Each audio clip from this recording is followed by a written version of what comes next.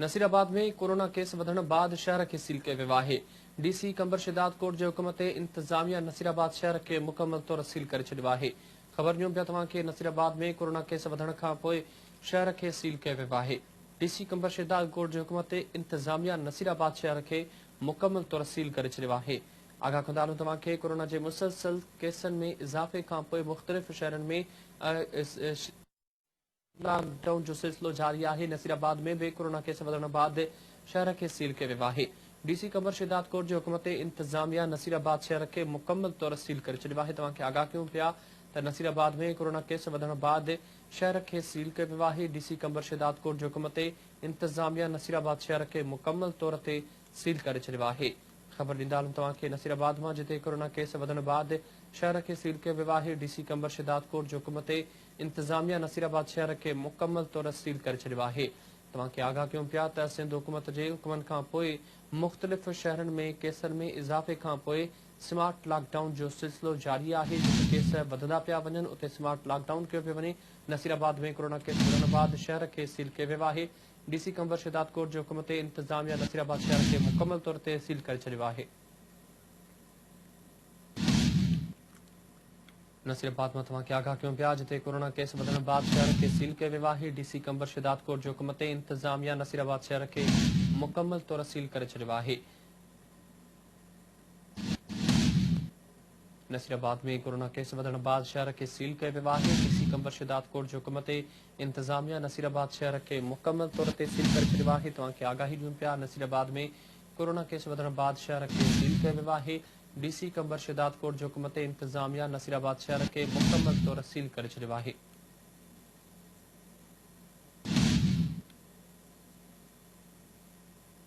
सिंध के मुख़्तलिफ़ शहरनि में जिते केसिस वधनि पिया कोरोना जा, उते स्मार्ट लॉकडाउन जो हुकुम जारी कयो वियो आहे। मुख़्तलिफ़ शहरनि में केसिस वधण खां पोइ स्मार्ट लॉकडाउन कयो पियो वञे। नसीराबाद में भी कोरोना केस वधण बाद शहर के सील कयो वियो आहे। डीसी कंबर शिदात कोट जे हुकुम ते इंतजामिया नसीराबाद शहर के मुकम्मल तौर सील करे छॾियो आहे।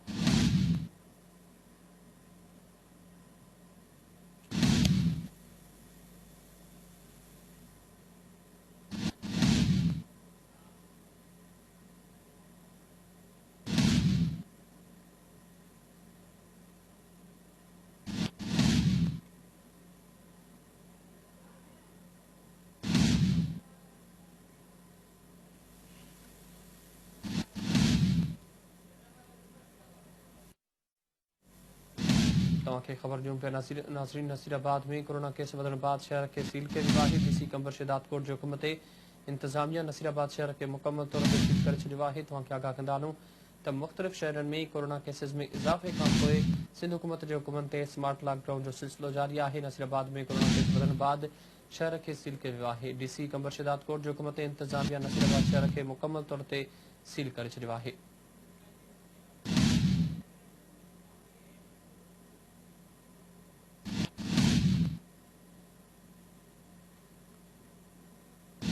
नसीराबाद में कोरोना केस वधण बाद शहर के सील कयो वियो आहे। डीसी कंबर शिदात कोट जे हुकुम ते इंतजामिया नसीराबाद शहर के मुकम्मल तौर ते सील करे छॾियो आहे। तव्हां खे आगाह कंदा हलूं त मुख़्तलिफ़ शहरनि में केसिस में इज़ाफ़े खां पोइ सिंध हुकूमत जे हुकुमनि ते स्मार्ट लॉकडाउन जो सिलसिलो जारी आहे। नसीराबाद में कोरोना केस वधण बाद शहर के सील कयो वियो आहे। डीसी कंबर शिदात कोट जे हुकुम ते इंतजामिया नसीराबाद शहर के मुकम्मल तौर ते सील करे छॾियो आहे।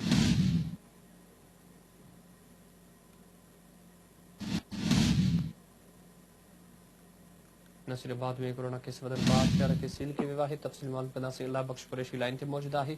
अल्लाह बख्श ॿुधाए पियो त शहर के सील कयो वियो आहे। केतिरा केस आहिनि नसीराबाद जा? नसीराबाद शहर के काल रात डिप्टी कमिश्नर कंबर शिदात कोट जावेद अली जागरानी नोटिफिकेशन जारी करे ईंदड़ 14 जुलाई तक सील करे छॾियो आहे। नसीराबाद में गुज़िरियल 2 ॾींहनि में रुगो 27 केस ज़ाहिर थिया हुआ, जेके 27 केस समूरा शहर जे किरियाना बाज़ार जा आहिनि ऐं दुकानदार हुजण सबबि इहे 27 केस रुगो ॾींहनि में आहिनि, जॾहिं त टोटल केसनि जो जेको तइदाद आहे उहो 40 जे लॻभॻि आहे।